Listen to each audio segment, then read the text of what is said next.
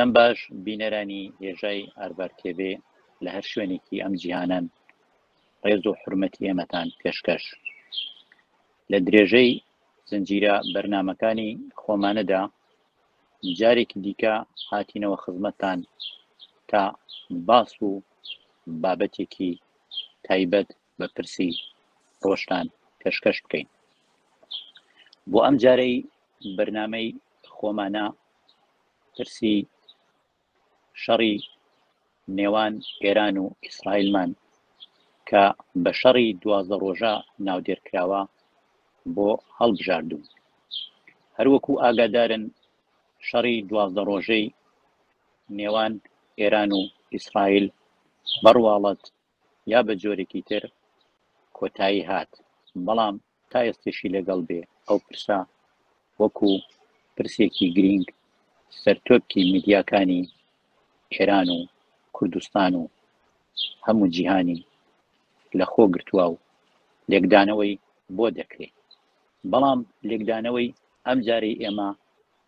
بەدەر لە پرسی هەواڵ و خەبەرە بەڵکو مەبەستی ئێمە لێرە ئەوەیە بە ئاکامەکانی ئەو شەڕە ڕۆحێکی یاساناسانەی بەبەردا بکەین و بە پێوەری قانونە نێودەوڵەتیەکان لە دەرەنجام و دەرکەوتەکانی کۆڵینەوە هەروەها لێرەش دەمانەوێت بە جۆرێک پرسەکانی یا بڵێن خاڵە شوێرەکانی مافی مرۆڤ بخەینە بەر چاو و دیدی بینەرانی بەڕێزی ئەم بەرنامەیە بۆ ئەوەی بتوانین وڵامی پرسیارەکانمان لەم بارەوە وەربگرینەوە داوامان لە میوانی بەڕێز و خۆشەویست کاک سۆهراب ڕەحمەتی کردووە کە وەکو یاساناس و پارێزەر هەروەها چالاکی بواری مافی مرۆڤ تەشریف بێنێت و وەڵامی ئەو پرسیارە نەبداتەوە و ئەو بە چاوڕوانەی ڕوونیانەی کە بۆ خۆیان لەبەر چاوێنە بۆ ئێمەی لێک بدەنەوە کاک سۆهراب گیان سەرەتا بە خێراتنتان عەرز ئەکەم بۆ بەرنامەی خۆمانە و زۆر سپاس لەوەی کە میوانداری ئێمەتان قبول کرد سڵاو ڕێزم هەیە بۆ بەڕێستان و بۆ بینەرانی بەڕێزی بەرنامەکەتان کایە زۆر سپاس بۆ ئەوەی بە زووی بچینە ناو بەرنامەکەمان و کات بە پیرۆ نەدەین وەکو سەرەتا عەرزم کردن لە زۆربەی میدیا بەتایبەت میدیا دەرەکیەکان ئەم پرسا ئەم شەڕە یا بڵێن ئەم ئاڵۆزی و تێگەڵچوونانی کە ڕوویاندا بە شەڕی 12 ڕۆژە ناوی دەرکردووە ئایەکو بە بڕوای ئێوە ئەم شەڕە ئەکرێ بە مەودایەکی زەمانی 12 ڕۆژە سنوودار بکرێ یا پیشینەیەکی مێژووی هەیە یا بەواتایەکی تر هۆکاری هاتنارای ئەم شەڕی 12 ڕۆژە دەبێت چی بوو بێت خۆ بەڕای من کاک حەسەن ئەم شەڕە لە دوو ڕوانگەوە دەبێ لێ بڕوانین یەکەم ڕوانگەیان ئەوەیە کە لە شەڕێکی مەقتەعیدا واتە لە شەڕێکی 12 تا 13 ڕۆژیدا لێ دەڕوانن بەڵام سیمایەکی دیکەی هەیە یا سکانسێکی دیکەی ئەو شەڕە هەیە کە مەودایەکی یەکجار یا مێژوویەکی یەکجار زۆری بە بارتەقای مێژووی دامەزرانی کۆماری ئیسلامی ئێرانەوە هەیە ئەگەر لە ڕوانگە یەکەمەکەوە لێ بڕوانین خۆیمە دەزانین لە 13 ژواندا ئیسرائیل هێرشی کردە سەر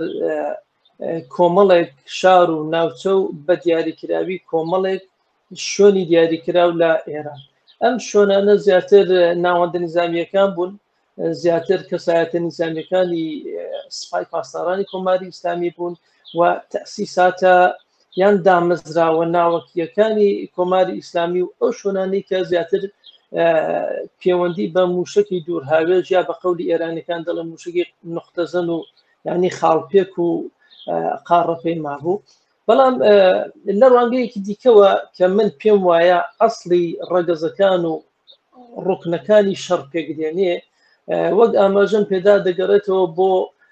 ماوەی نزیک بە 5 دەیە ماوەی لەو کاتەوەی کە کۆماری ئیسلامی ئێران توانی دەست بەسەر شۆڕشی گەلانی ئێراندا بگرێ و شوێنپێی خۆی لە بەعنوانی نظامێکی سیاسی لە ئێراندا تعریف بکە. وەک بۆ خۆشتان دەزانن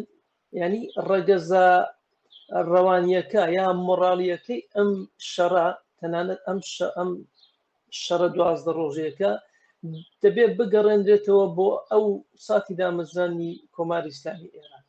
ڕەگەزە ڕەوانەکەی ئەو شەرە چ بوو؟ یەکەم مۆزوعەکان ئەوە بوو کە دەست بە سەرداگرتنی سەفارەت و کۆنسولیەکانی کۆماری ئیسلامی ئێران بوو،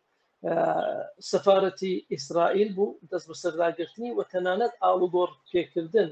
یان ڕادەستکردنی بە فلستین وەکو یەکەیە کە ئێران تعریفی کرده بوو. ئەم ئاڵوگۆڕێ شەڕی ڕەوانی لێەوە دروست کرد و لە دوای ئەویشدا دروشمەکانی کۆماری ئیسلامی یا ڕێبەر یا وەلی فەقیه لە کۆماری ئیسلامی ئێراندا لە تەواوی تریبونەکانی ئەو نظامەدا وەکو ڕاگەیەنە گشتیەکان تەلەڤیزیۆنەکانی کۆماری ئیسلامی وەک ڕۆژنامەکان و تەنانەت گەورەترین و پیرۆستترین تریبوونی کۆماری ئیسلامی کە بریتی بوو لە تریبوونی نۆژی هەینی لەوانەشدا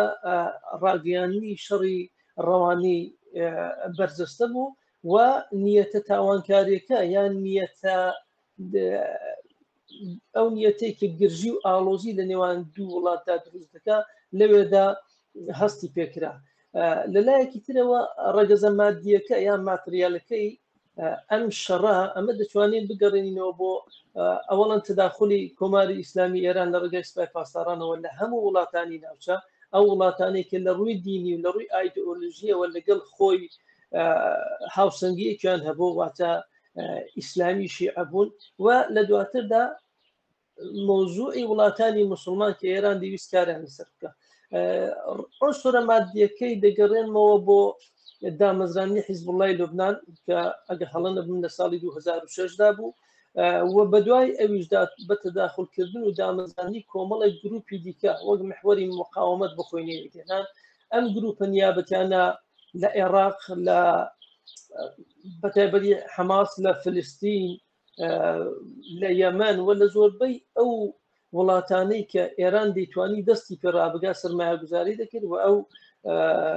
گروپانەی دروست کرد و بە کەرەستەی خۆی بە پلانی خۆی بە هاندانی خۆی توانی کەرەستەکانیان بگەێنێتە دەست وەک موشەک وەک پەهباد و درۆن و لەوێەوە زۆر کات ئێمە دەبینیت کە خاکی ئیسرائیل یا سەروەری ئیسرائیل پێشێل دەکا و ڕۆ دەچێتە نێو ئەوەی کە ئەمن لە پێناو دروشمەکانی خۆی لە پێناو نیەتە تاوانکارەکانی خۆی کە نەمان بۆ ئیسرائیل و نەمان بۆ ئەمریکا بوو دەیتوانی هەوڵ بدا.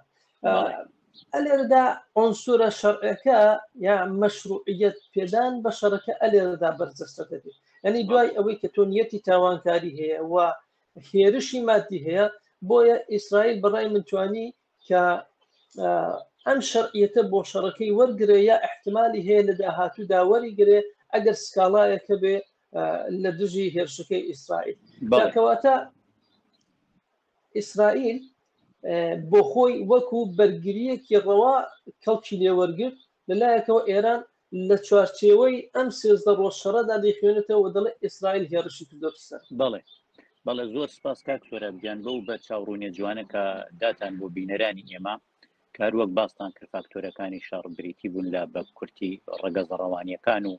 کە ئەوەی کا لێرەدا ئەو دروشمانی کە باسی یەکەن و هەروە لە قوپۆپانەی کە هاوی شوێتی لە حاڵە جایات چ ئێمە نایان بنین هێزە نیابەتیەکانیان ناویان بنین پرۆکسی ئەمانە هەمووی هۆکار بوون. بەڵام ئاماژەتان بە خاڵێکی گرین کرد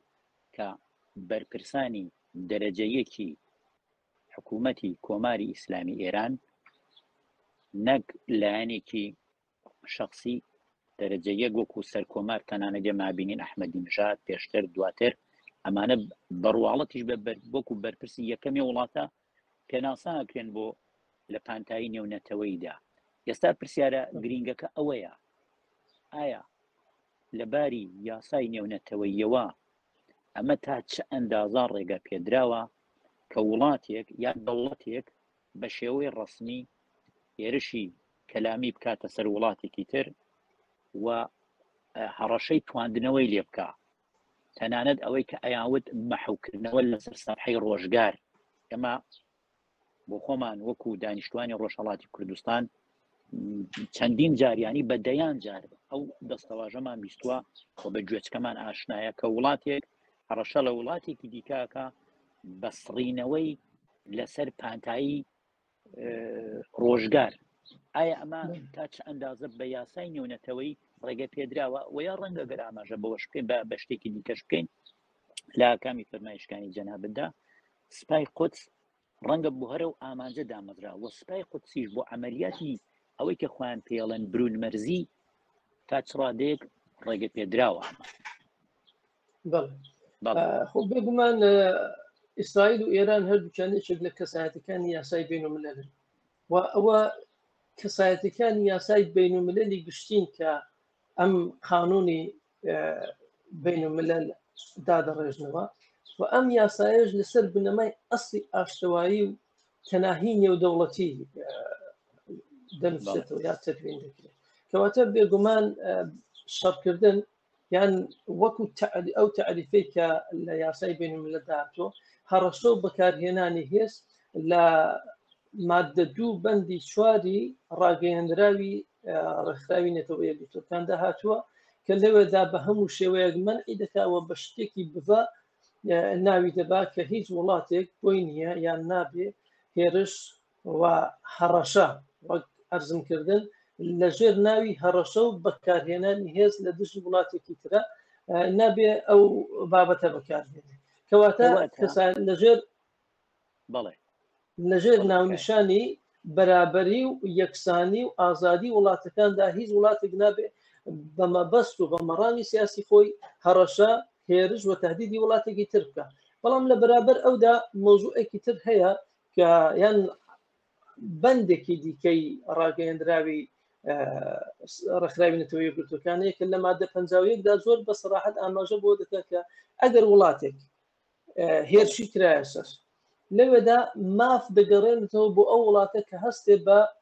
بەچی هەستێ بە مافی بەرگریکردنی ڕەوا کە دەبێ ئەم ئۆنسورانە یا ئەم ڕەگەزە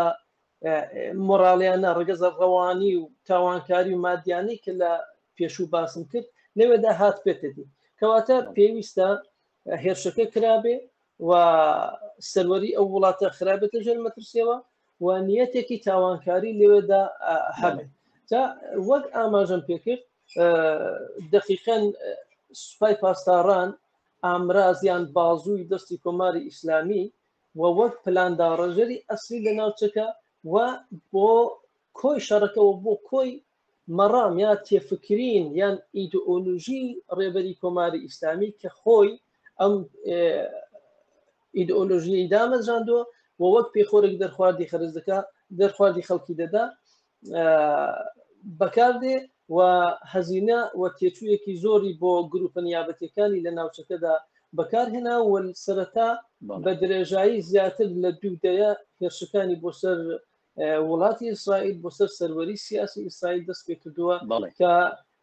هەدەفی ئەسلی ئیسرائیلیش لە ناوبردن و لێدان لە دامەزراوە بنکە بارەکانی سوپای پاسداران و کەسایەتەکان بەڵێ دەستت خۆش بێ کاک سۆرابجان ئاماژت بە شتێکی باش کرد کەوا بوو ئێمە هەرچەند هەردوو وڵات باز لەوەکەن کە ئێمە بەرگریمان لە خۆمان کردووە بەڵام بە تایبەتی تر ئەوەی کە ئێران یا بەرپرسانی ئێرانی لێرەدا باسی ئەەکەن کەەوە ئێرانە هێرشی یەکەمی کردوێتە سەر ئەوە بە پێ شتێکەوە بەستان کرد بەس ئەوان بە جۆرێکی تر هێرشەکان زووتر باس کردووە کەەوە ئێوە ئێڵەن بەرگریمان لە خۆمان کردووە ڕەنگە بکەوێتە قۆناغێکی تۆزێک گوماناوی و لێڵەوە بەرحاڵدا کاک سۆرابجیان دیارە لەم پرسەدا بەتایبەت باسەکانی مافی مرۆڤ و ئەوەی کە باسمان کردن بە یاساکردنی پرسەکە لە بواری قانونی نێودەوڵەتیەوە گەلێک گرینگە ئێستا ئێمە شتێگە بینین ئەتوانین ناوی لێ بنین ئاگربەست ئێستا دۆخەکە چۆنە تکایە بە کورتی ئەو ئاگربەستە ئایا ئەتوانین بڵین شتێکی پایدارە ئایا شتێکی لەرزۆکە ئەما ئاگربەستە تا چ ڕادێک سەقامگیرە بەڕای ئێوە کەوەی باسی لەکەن خۆ تا ئێستا ئاگربەست تەنیا وەکو چەمچی ئاگربەست شتێکی نامۆیە بۆ دروستە دوای شەڕێکی ئاوا کەلان کە لە ناوچوون و وێرانیەکی زۆری بەبارهێناوە تەنیا بە ئاگربەست وە بەوەی کە هەردوو لایەنێک بستەوە ماڵی خۆیان ئەم شتێکی نامۆیە بەڕاستی، چونکە لە ئاساسدا نفسی ئاگربەست پێویستە کۆمەڵی قۆناغی تری بە دواوەدا بۆ نمونە بەرپرسایەتەکان هەڵگیر هەر کەس بارتەقای تەداخل و تعارضی خۆی بۆ سەرخاکی ئەویدی بەرپرسایەتی هەڵگرێ وەلا ئاکامدا تەوافقنامەیەکی سیاسی هەبێ بۆ قەرەبووکردنەوەی یەکتری و لە دوای ئەویشدا خۆ بەرحاڵ ئەمە کوتمان حقوقی بینالمەلەل بەسەر ئەم شەڕانەدا فەرز دەکرێت دەی خۆ پێویستە ڕێکخراوەگەلێک بەڵێ ڕێکخراوەگەلێکی نێودەوڵەتی یا تەنانەت ناوچەیی دەوێتە هەسن بە چاوەدێریکردنی ئاستی بەرپرسایەتی هەڵگرتنەکان کە بەڕاستی هەتا ئێستا ئێمە شتێکی وامان نەدیوە یارە یەک مۆزوعی شەیە کە پێویستە ئاماژەی پێ بکرێ تا ئێستا هیچ لایەنێک سکالایەکی بەرز نەکردوەوە بۆەوەی کە فڵان لایەن یا لایەنی بەرامبرم هێرشی کردوتە سەر ئەوەش بۆچی دێ ئەوەش بۆ ئەسلی مەشروعیەت پێدان بە یەکتریە یا بۆ عەدەمی مەشروعیەت پێدان بە یەکتریە تۆ سیر دەکەی هەر لە سەرەتای هاتن سەرکاری کۆماری ئیسلامیەوە شتێک بەنیوی دەوڵەتی ئیسرائیل شەرعیەتی پێ نەدرا لەلایەن ویلایەتی فەخیا لەلایەن بەڕێوەبەرانی حاکمیەتی کۆماری ئیسلامی ئێران و لە بەرامبەریشدا دەوڵەتی ئیسرائیل ویستویەتی کە هەم شەرعیەتی پێنەدا و هەم پەردە لەسەر کۆمەڵێک تەواوی ئەم بەلا ڕێداچوونانە یا تەواوی ئەو نیەتە تاوانکارانی کۆماری ئیسلامی لا بدە کەواتە کاتێک لایەنێکیان پەنا باتە بەر دادگایەکی نێودەوڵەتی یا ڕای گشتی جیهانی بەو بە مەبەستی مەشروعیەت پێدان بە عنوانی یەکەیەکی سیاسی دێ کە لێرەدا تا ئێستاکە فقط ئاگربڕێکی کاتی کراوە و من پێم وایە ئەسڵەن نێو ئاخنی شەڕەکە یا هەوێنی شەڕەکە کە لەلایەن کۆماری ئیسلامی ئێرانەوە لە ناوبردننی ئیسرائیل بوو ئەوە نەهاتۆتە دی و دووبارە بەخۆی ئەوەی نظامێکی ئیدئۆلۆگا کار لەسەر ئەو مۆزوع دەکا و تەرمیمی خۆی دەکاتەوە و لە داهاتوودا حتمما ئەم تێفکرینە دەبێت بێتە پێش. بەڵێ زۆر سپاس دەستان خۆش بێ بۆ مەسەلەیە کەواتە بۆم لێکدانەوێت کەواتە بۆ پێی کە جەنابەت باست کرد ئاگربەستێک لەسەر بڕێ بنەمای لێڵ و تەماوی کراوە و نازانین کە ئەمە لایەنەکان چێن و خۆیان بە بەرپرس نازانن لە هیچ بوارێکەوە کەواتە هەر کات ئیمکانی ئەوەی هەیە ئەم ئاگربەستە بشکێت و شەڕ دەست پێ بکات وەکوی تێزێکنی ئەمانە ڕابگریت بەڵام مەسئلەیەک تر کە لێرەدا هەیە ئەگەر بڕیار بێت ئەمە تەواو نەبووە ئێمە بێجگە لە ئێران و ئیسرائیل ئێستا ئەمریکاشمان هەیە چون ئەویش گویا زەربەی کۆتایی ئەو داوێتی لە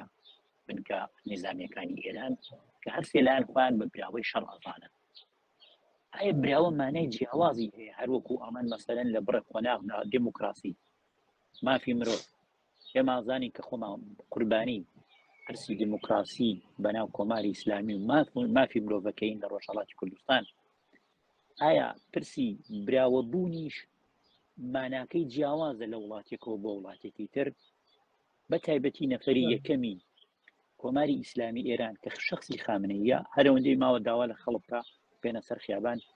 شایی و هەڵپەڕکێ بژێڕن و شیرنی بڵاوکەنەوە لە سێبەری ئەم سەرکەوتنەدا بە بڕوای جەنابەت ئەبێت چێ براوەی ئەم تێگەڵ چوونە 12 ڕۆژەیە بێت دیارە گرنگ ئەوە نییە کە چێ خۆی بە براوە دەزانێت دیارە من ئاماژم بۆ کرد کە کۆماری ئیسلامی ئێران و پرسیارەکەی جەنابیش دقیق لەسەر ئەو بوو کە خۆی بە براوە دەزانێت ئەوە نظامێکی ئیدئۆلۆژیکە ئەوە لە شەڕدا لە سیاسەتدا لە هیچ شتێکدا نظامێکی شەفاف نییە بۆ تەنیا یەک شت گرنگی ئەوش ئایدئۆلۆژی خۆیەتی کەواتە ئەوەی کە ئەو دەڵە سەرکەوتوم بەڕاستی لە ڕوانگەی کەسێکی ئیدئۆلۆگی سەر بە مەسەب یا سەر بە جیهانبینی خۆیەوە ڕەنگە شتێکی زۆر ئاسایی بێت بەڵام ئەوەی گرنگە ئایا ڕای گشتی جیهانی دەڵێتی ئایا نازران و لێکۆلەران دەڵێن چی ئەوە بە نەزەری من سەرکەوتن ئەوەیە کە ئەوەڵە تۆ نظامێک بی پایبند بە سڵحی گشتی بی بە ئاشتەوایی گشتی بی کە کۆماری ئیسلامی نیە بەڵام لە کاتی ڕوودانی شەڕێکی ئەوهادا و لە چوارچێوەی دقیقی ئەم شەڕەدا خوێندنەوەی من بۆ سەرکەوتن ئەوەیە کە کۆماری ئیسلامی ئەوڵە تا ئێستا ڕێبەری کۆماری ئیسلامی کەس نازانێت لەکوێ هەر نەوێراوە بێتە دەرێ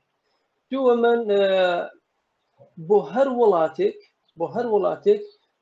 سەروەری ئەو وڵاتە زۆر گرینگە. سەروەری وڵات سەروەری یەکەم بە پلەی یەکەم خاک و نەتەوەکەی دەگرێتەوە، سەروەری ئاسمانەکەی دەگرێتەوە و دەسەڵاتی ئەو بەسەر ژێرزەوی و کانگا ژێرزەویەکانیدا دەگرێتەوە. کەواتە پیرۆزی سەروەری لەوەدایە کە تۆ بتوانانی حاکمیەتێکی معقول لە وڵاتکی خۆتدا بکەیت. ئێمە دەبینین لەم شەڕی 12 یان 13 ڕۆژەیەدا ئاسمانی وڵاتی ئێران بەگشتی لەژێر باڵی شەڕکەرەکانی ئیسرائیلدا بوو و بە هیچ شێوەیەک نەیانتوانی بەرگری بکەن لە هیچ هێرشێکی ئیسرائیل بۆ سەر بکە و دامەزراوە بە قەولی خوان ئەتۆمیەکانیان ئەو دامەزراوانەی وە 48 ساڵ 47 ساڵە تەواوی کانگای سەرزەوی و ژێرزەوی خۆی لە پێناو تەرخان کردو بۆ لە ناوبردننی ئیسرائیل. ئەوە مۆزوعەکە سەرزەویەکەی بە شێوەیەکی تەواو و ینی ڕۆحی هەر وڵاتێک کە پایتەختە، ینی پایتەختەکەی لەژێر ڕکێفی هەواپەیمە ئەفرۆکە شەڕکەرەکانی ئیسرائیلدا بوو. تەواوی شۆنە حساسەکانی لێدران لە شەڕێکی دقیقدا. زۆربەی هەرە زۆری ژێنەڕاڵ و سپاپۆد و سەردارەکانی کۆماری ئیسلامی تێدا بوونە هۆی ئەوەی کە لەناو بچن و ئیتر پلانەکانیان نەتوانندا بڕێژنەوە و پێویستی بە ماوەیەکی زۆر هەیە. ئیتر لێرەدا تەنیا نظامێکی ئیدئۆلۆژیک و ناشەفاف دەتوانێت بڵێن سەرکەوتن. بەڵام سەرکەوتنی ئیسرائیل کە بەم ڕای من سەرکەوتنێکی ڕێژەی بەدەستێنا، نازانم پرسیارەکەت لەو قالبەدا بوو یان نا. بەڵێ نەخێر جوانی بۆچوی کاک سۆرابجان هەرەوە بوو مانای سەرکەوتنەکان چیا بەتایبەت لەلایەنی دەسەڵاتێکە بەشێ لە کوردستانی داگیر کردووە بۆ ئێمە گرنگ بوو کاروەی خۆتان باستان کرد کە سەرکەوتن لە مانای ئەواندا ئەوەی بۆی لێگەدەنەوە ئەوە نییە، چون لە عملدا ئێمە لە بڕێ بابەتدا ئەماندی کە لێرەدا دیارە ئێمە ئەوە لەوە ئێمە ئەرکی ئێمە ئەوە نییە لێرەکانە کە دێن باسێکی لەباری بایەخ و ئەرزشەوە بین شتەکان هەڵسەنگێنی بەڵکو دێن ئێمە شڕۆڤێگەکەین بەو شتانەی کە ئەبیندرێ. ئێمە دیمان لە ڕۆژەکانی یەکەمە ئیسرائیل داوایە کردکە هاوڵاتیان لە ئێران بە تایبەتکاران لە شوێنە نیزامیەکان دوورکەونەوە و پایتەخت چۆڵ بکەن کە تاران بێ. ئەدی میدیای ئێران دوای چەند ڕۆژ هەمان شتی دووبارە کردو بۆ تەلاویف. یا لە لایەکی دیکەوە ئەوان باسییان لەوە کرد ئیسرائیلەکان ئێمە ئاسمانی ئێرانمان لە کۆنتترۆلدایە بەدەستێمەوەیە. ئەدی بە هەمان شێوە بەرپرسانی ئێرانی هەمان شتیان لە میدیاکانی خۆیان هەڵبەتە کە ئێمە ئازانین کامانە چەندە سنووردار و ئەنحەسارین دووبارە کردەوە کە ئاسمانی ئیسرائیل لە اختیاری ئێمەدایە. بەڵام ئەوەی کە ئێمە دیمان لە بەراوردی خەسارەکانە شتەکان جیاواز بوون. بۆ نمونە ئیسرائیل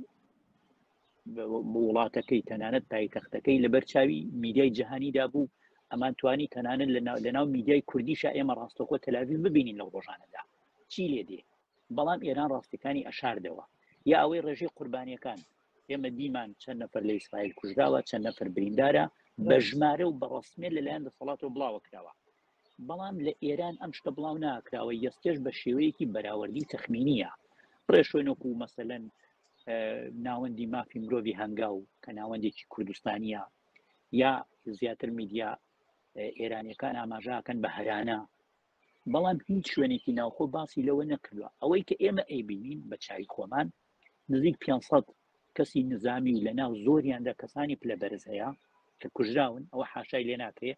میدیاکانی ناوخۆی ئێران دەوڵەتی لەبەرەوە ناوەکانیان ئاشکراکەن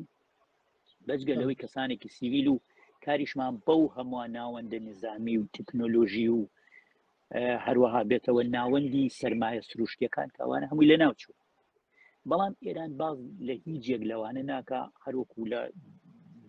لەوەی کە لە پێشتر جەنابیش باستان کرد کە خۆی بە براوە ئەزانێ. بەڵام ئەوەی کە ئێران خۆی لێ نادا گەلێک بودجە لەو ناوەدا تەنانەت بە ئاماژە بەوەش بکەم. ڕۆژی ڕابردوو ئیسرائیل باسی لەوە کرد کە ئێمە چەند میلیارد دلار خەرجی بۆ ئەو شەڕی ئێمە و ئێمە لەو بودجەی کە بۆمان تەرخان کردووە ئەو کەسانش کە زیانیان بەرکەوتووە تەنانەت ماڵەکانیشان ڕووخاوە بۆیان قەرەب بووەکەینەوە چ بگا بەوەی کوژرا بێتن یا بریندار بوو بێتن یا ئاوارە بوو بێتن. ئەمانە ڕەنگە لە چوارچێوەی مافی مرۆڤدا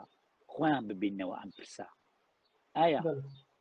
دەوڵەتی ئێران بەرپرسانیان تا ئێستێشی لەگەڵ بێ بێجگەلەوەی ئەڵە ئێمە براوین هاتوون بودجەیەک بۆ تەرخان بکەن هاتوون باز لە خەسارەکان بکەن هاتوون باز لەوە بکەن چەند کەسی غەیری نظامی بەرحاڵ نظامیش بێ کوژراوە نەمانە بە جۆرێک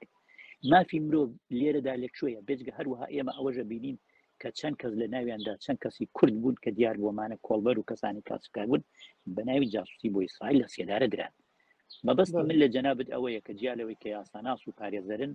کەسێکی شت کەوەکو کەسێکی چالاک و خەمخۆر بە دوای پرسی مافی مرۆڤ داهاتن پرسی مافی مرۆڤ ئایستەی لە ئێراندا چۆنە تکایە بە کوردی لەناو ئەو قەیرانی 12 ڕۆژەیەدا بە دوای ئەو ئاکامەکانی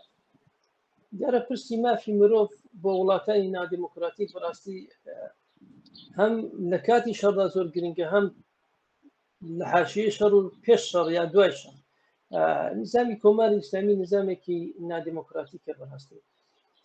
پێشەوەی پسمە سەر مەوزوعی مافی مرۆڤ لە نێو شەڕەکەدا پێم خۆشە بڵێم کە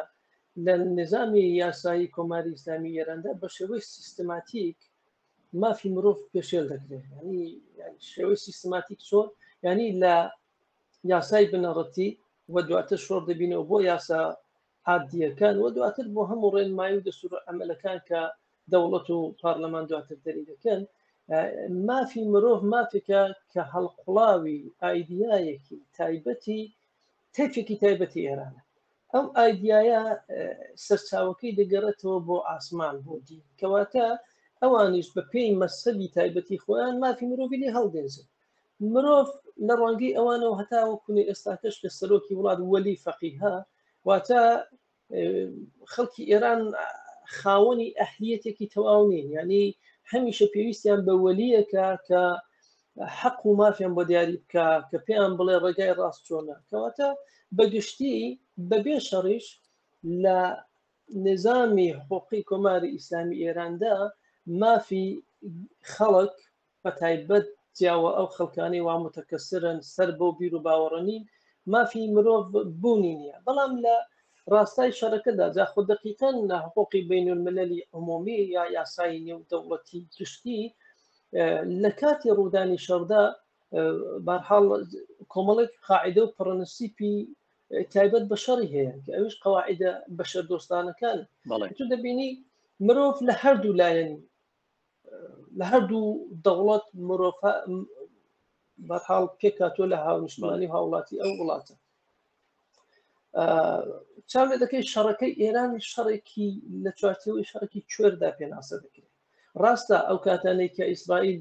ڕاگەندراوی دەردەکرد کە فڵان نقطەی ئێران مەسەلەن بەخشی سێ شاری یا منتەقەی سێ شاری تاران پێویستە چۆڵ کرێ ئەو شەو لێ دەدرێ ئەو مۆزوعێکی دقیق بوو و ئەو شەوە دقیقەن لەو شوێنانەی دەدا و خەڵکیشی ئاگادار بکردەوە کەواتە لەوەدا لە کاتی شەڕدا پرەنسیپی جیاکاری لە نێوان خەڵکی میلیتار یا خەڵکی نظامی لەگەڵ خەڵکی مەدەنی بە دقیقی دەستنیشان دەکرا ئیتر چەند شەو دوای ئەو کۆماری ئیسلامی مەسەڵەن ڕاگەندراوی دەدەکرد کە خەڵکی فڵان شار لاسن بەڵام لێدانەکان لێرەدا ئەساسن مەسەلەن تۆ کاتێک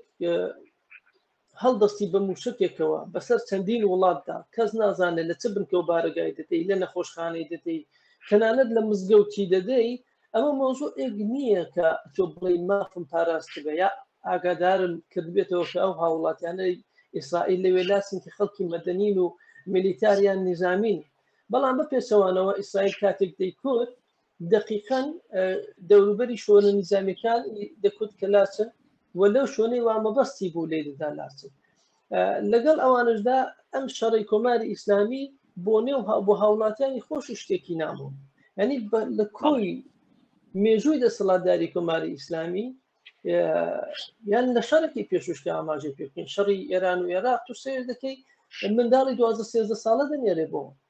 جەبهە ینی نێوەدا تۆ تعریف لە چ مافێکی ئینسان دەکەی مافی دەستان خۆش بێت بەڵێ فەرمووی تەنیا وەکو سپەرێکی باڵا ئیستفادەیان لێ دەکا دەنا شوێنی نظامی بەڕای من ناکرێت نێو شارەکان بێ کۆبوونەوەی سرانی نظامی نابێت لە نێو ئاپارتمانێک بنکە دەوروبەری کەسی مەدەنین لەگەڵ هەموو ئەوانشدا تۆ سیر دەکەی لە لێدانی کۆماری ئیسلامی یا موشکانی کۆماری ئیسلامی بۆ ئیسرائیل خەڵکێکی زۆری مەدەنی کوژراون بەڵام لەگەڵ ئەو هەموو هێرشەی ئیسرائیل بۆ سەر ئێران کە زیاتر لە 800 کەس کوژراون 750 نەفەریان کەسایەتی نظامی و بەڵێ فەرماندەهانی شار بوون ئەوە زۆر گرنگ بەڵێ دەستت خۆش بێ کاک سۆرابجانەوەی من هەڵمێنجا لە بەشێک لە فەرمایشەکانی جەنابتدا دەسەڵاتی کۆماری ئیسلامی ئێران خەڵکی ژێر دەسەڵاتەکەی خۆی وەکو ئەگەر نەڵێن ڕعیەت لە ئیسڵاحی فەڕانسەویدا بە ئۆبژێ نابیانە بەنیانی وەکو شەیئێک وەکو وەسیلەیەک لەوە زیاتر خەڵک نبینم جا ڕەنگاوەی ئەوان بگەڕێتەوە بۆەوە کە باستان بۆەوەش کرد کە ئەوان هیچ شتێکیان وەکو کوێرانە هێرشیان کردە سەر ئیسرائیل هیچ شتێکیان نەپاراست تەنانەت ئەگە لە بیرتان بێت لە مەسەلەی 7 ئۆکتۆبرە ئەگە من هەڵەنەکەم بێجگە لە بەرپرسانی پلەبەرزی کۆماری ئیسلامی شخصی خامنێش باسی لەوە کرد تەنانەت وتی داگیرکەرە شخصی سەهیونی یا جوولەکە منداڵ بێ ژن بێ بەکەوتە بێ چەکدار بێ وە پلەدار بێ لە ڕوانگەی ئێمەوە یەکشتن جا بۆیە ئەمان ئەو کارانەی کە کردیان ئەو هەڵسو کەوتە دژە مرۆیانەی کە کردیان بە نسبەت وڵاتێکی دیکە ئێمە باسیەکەین نەگەوەی کە ئێمە لە هەنگری لە وڵاتێکی تایبەت بکەین هەمووی هاتەوە سەڕێی خۆیان و ئەوەی کە کردیان تەنانەت بەرگری نەبوو بەڵکو ئەوەی کە کردیان ئاکامی ئەو سیاسەتە هەڵەیە بوو کە خۆیان کردیان ئێستا ئەمە دێنە سەر باسی سیاسەتی هەڵە کاک سۆراب سیاسەتی هەڵە کە کۆماری ئیسلامی لەم چەند ساڵەدا ڕەچاوی ئەکا دیارە نەگۆڕە ئێمە چەند ڕەوتیشمان لە ئێراندا هەیە ڕەوتی ئیسلاحات بە شێوازی جۆرا و جۆر سەری هەڵدا کە زۆر جار زۆر بەداخەوە بڕێک چین و توێژی بزوتنەوەی کوردیش کەوتنا ناو ئەو تەپ و تۆزەوە کە ڕەنگە ئەوان بتوانن لە ناو کۆماری ئیسلامیدا ڕێفۆرمێک پێک بێنن کە ناویندرا چ بەرەی ئیسلاحات جبهەی ئیسلاحات ڕێفۆرمیستەکان و زۆر شتی دیکە یەستێ دوای چەندەیە بەسەر ئەو قۆناغەدا بنای بنین سێدەیە ئێمە ئەبینین ئەو دەسەڵاتە نەگۆڕە بەڵکو زیاتریش بەرە و پرێکەسی ئەیانی ئەوەی کە باسیەکەین دیکتاتۆریەتی فەردی ئەچێت کەسی یەک کەس بە بڕوای ئێوە ئێمە لە مێژووی تاریخیشا لە مێژوو شایمە دیومانە گەلێ جار بۆ نمونە وەختێک لە ئوروپادا لە سەدەی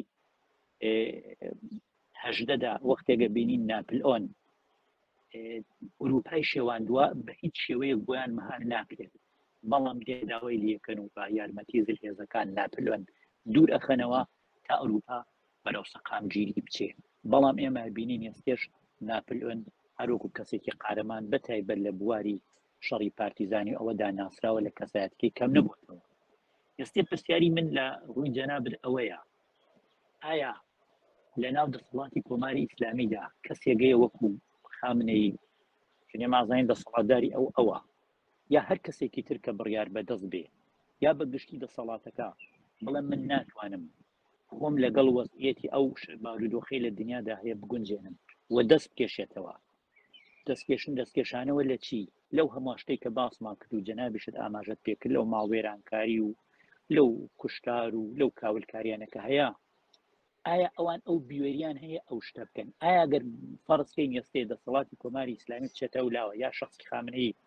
ئەمە نیشانەی بڕیارێکی ژیرانە و عەمەلی و لۆژیکە یا نیشانەی ترسەنۆکی و داماویە جا ئەگەر بکرێت کایە لەو بارەوە بزانم ڕای جەنابەت چییە بۆ بینەرانمان لە ڕاستیدا شەڕ شتێکی منعکراوە بەڕاستی بەڵێ بەڵام کاتێک تۆ دەتوانی پەنای بۆ بەری کە ئایدیاکەت کە تێفکرینەکەت ئاشتی خوازانە بێت تۆ کاتێک هێرشت دەکرێتە سەر بتوانی شەڕ بکەیت بەڵام ئەمە مادام لە چوارچێوەی کۆماری ئیسلامیدا ئەم مۆزوعە تعریف دەکەینەوە خۆ ئێمە دەزانین کۆماری ئیسلامی وەک جەنابەت ئاماژەت پێکرد یەکدانە ئیستبدادی شخصی هەیە لەوێدا کە تەنیا ڕێبەری کۆماری ئیسلامیە دەتوانێت وڵات بەڕێوە بەرێ ڕەنگە ئەوە شتێکی نامۆ بێ بۆ بینەرێک کە ماهیەت و ستراکتۆری کۆماری ئیسلامی نەناسێت تۆ لە مەجلیسی خۆبرەگانە لە مەجلیس شورای ئیسلامیە لە دەوڵەتە لە وەزیرەکانە لە ینی شورای مەسلحەتی نظامە هەر هەمویان بە فلتێری خامنەییدا ڕەت دەکەن ینی ئەمە مۆزوعێکە کە دقیقاً تۆ ناکرێ لە نظامێکی ئاوادا چاوەڕوانی ئەوە تەبێت کە بۆنی ئاشتی خوازی تێدا هەبێ. دەنا بڵێ ئەمنیش پێم وایە کە کاتێک سەرۆکی وڵاتێک ینی هەوێنی بەڕێوەبەری وڵاتەکەی ئەوە بێ کە وێرانکاری نەبێ کە قوربانی زیاتر نەدا ئەوەڵەن ئایدۆلۆژیا و یان جۆرەشکی بڵێن ینی تۆ نظامێکی سیاسی کاتێک سیاستەکەی دادەڕژی دەبێت چاو لە بنەماکەی بکە ئەگە بنەماکەی ئاشتی خوازان نەبوو خۆ تەبیعەتەن هەتاوەکو نەدەچێتە سەرێ هەموو ڕێکارەکانی ئاستی خوازی بەڵام بنەمای کۆماری ئیسلامی بنەمایەک بووە لە سەرەتا وەک باسمان کرد لەسەر نابودکردن و لە ناوبردننی بەشێک لە وڵاتانی گۆی زەویە و بەجێ ئەوان کەسی دیکە لەناخۆیمە بڵێ هەر لە شەڕی دووەمی جەهانیشدا دیسمان کە ئەسان هەر فەڕەنسا بەشێک لە شارەکانی بەبێ ئەوەی هەر شەڕش بکات لەگەڵەوەی کە مافی بەرگریڕەوای هەبوو شەڕی نەکرد لەبەر ئەوەی وێرانی بەبارێ لەبەر ئەوەی ئەو مێژووە ئەو شارستانیەتە لە ناو نەچێ یان ئەسان ئەگەر کورتی بکەینەوە هەر بۆ ناو ئێران و بۆ مۆزوعی کورد ئێمە لە کۆماری کوردستان لە ساڵ 1945 زاینی ئەمە بڕیاری پێشەوای نەمەر خازی محەممەد ماندی ئەو کاتێک کە بەرحاڵ کۆماری کوردستانی ڕاگەیان دەبوو لەگەڵ فەرقەی دیموکراتیکی ئازەربایجان پەیمانێکی نووسراوی هەبوو کە لە کاتی هێرش بۆ سەریاندا بۆ سەر ئەو مافانەی کە تازە بەدەستیان هێناوە ئەویش مافی نەتەوەیە ینی نەتەوەیە کە خواستی سیاسی هەیە بۆەوەی کە بەشداری بکەن لە سیاستداوەتا ئەو کاتە بێ بەش ببوون کەەوە مافێکی مسلەمی هەرگەلێکە هەر نەتەوەیەکە جان لەگەڵ فەرقەی دیموکراتیکی ئازەربایجان پەیمانیشانە بوو بەڵام بەداخەوە دوای هێرشی نظامی پاشایەتی فەرقەی دیموکراتیکی ئازەربایجان یا سەرانی ئەو فەرقەیە ئەو تەوافقنامەیان لەبەر چاو نەبوو و هەستان هەڵاتن و کوشت و کوشتارێکی زۆر لە نێو تەورێز و بەشێک لە شارە تورگنشینەکان ئازەریەکانی ئێران خەڵتانی خوێن بوون لێو کاتە بوێرانەترین بڕیار و هەڵوێست بە نظری من بڕیاری پێشەوا بوو ئەلبەتە دوای ئەوەی کە ڕاو بۆچوونی زۆربەی سەرانی ئەو کاتی کۆماری کوردستان یا وەزیرەکان وەردەگرێت لەگەڵ فەرماندەکان دیارە بە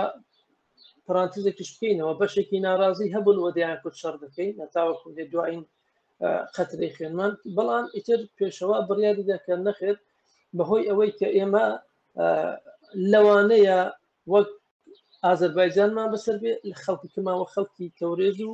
شارە ئازەرەکانی بەسەر بێ هەستا داوای کرد داوای ئاشتی کرد داوای دانوستانی کرد بەڵام ئەوەی کە گرینگە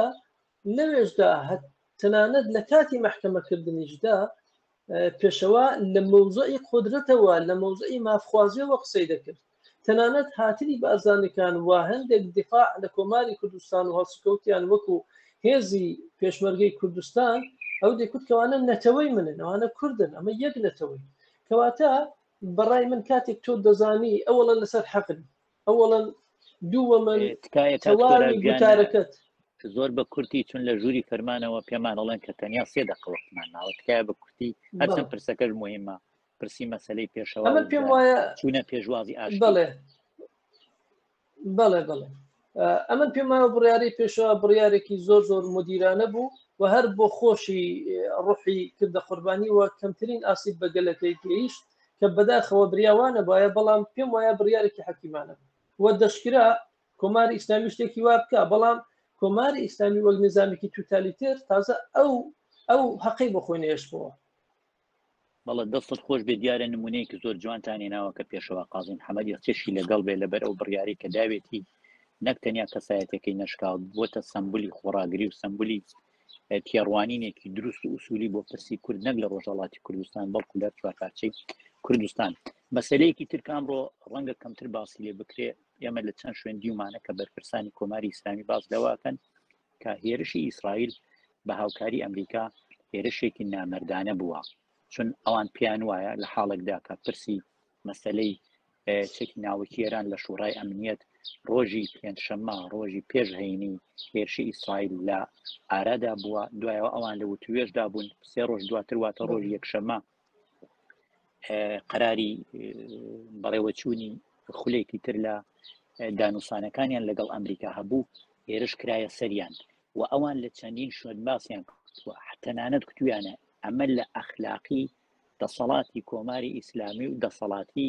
ئێرانی تەنانەت ئەم ڕۆژانە زۆرتر دەسەڵاتی ملیش بەکارەبەن ئێرانی بە دوورە کە لە پشتەوە خەنجەر لە کەسێ بدەیت ئێمە ئەخلاقی ئێوەمانەیە کە ڕوبەڕوو لەگەڵ نارەکانمان دانیشین و وتوێژ ئەەکەین بە بڕوای جەنابەت ئەم ئیدعای ئەوان چەندە لەگەڵ ڕاستیە گەگرێتەوە ئایا بەڕاستی ئەوان ئەوەندە مردن کە لەگەڵ بەرامبەرەکان کە دێن و توێژەکەن هەمیشە ئەخلاق لە ئەخلاقێکی بەرزەوە دێن ئەدوێن و قسەکەن ئەمە مێژوو ئەمە پڕاست دەکاتەوە بۆ قسەکانی ئەوان دیارە نازانم لە دوو لەگدا لە ڕاستیدا نامەردی وەکو چەمکێک یا وەکو ئیستلاحێکی سیاسی ئەسڵ لە نێوان دوو دەوڵەتدا شتێکی زۆر هەر نییە هەربوونی نیە ئەوەی کە هەیە پرۆژەیە تۆ سیر دەکەی لە ساڵی 2000ەوە لە مزاکراتی پێنج بە علاوەیەکەوە تەوافقی ژنێت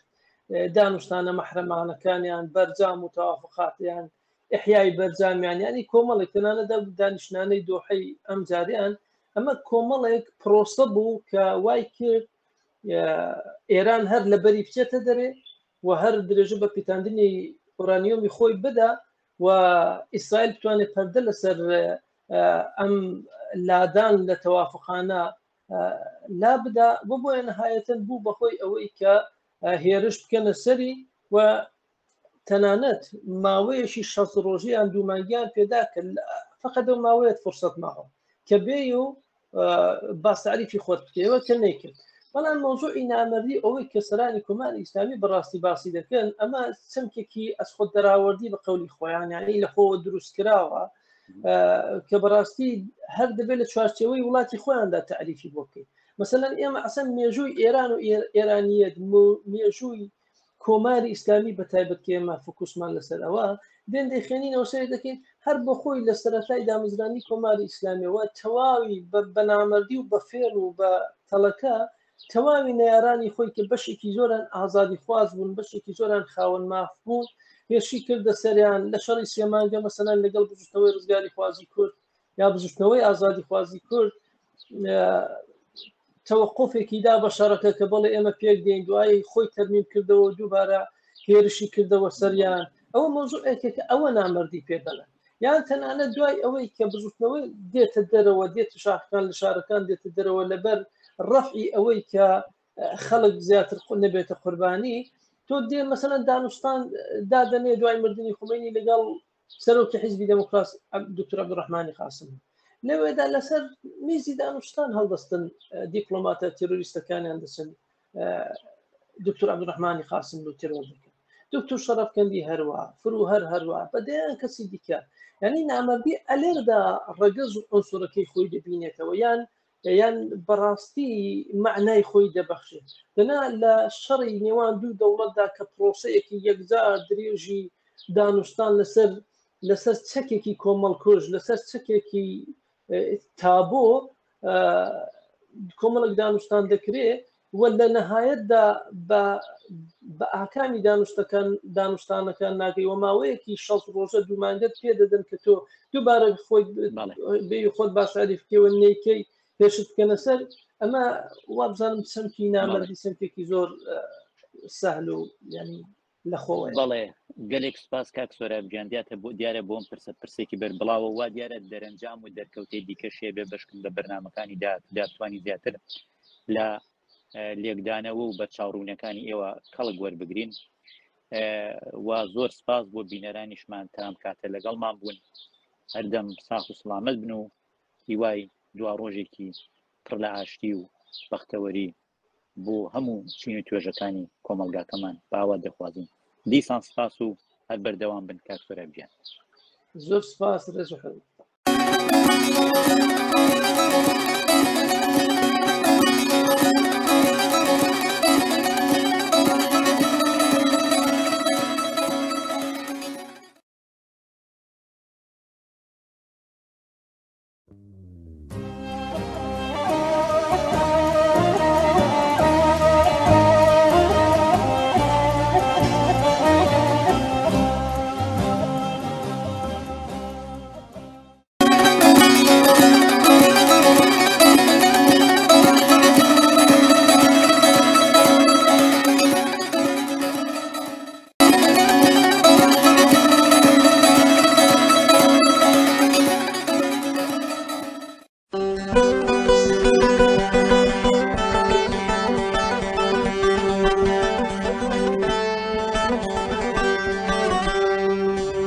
Thank you.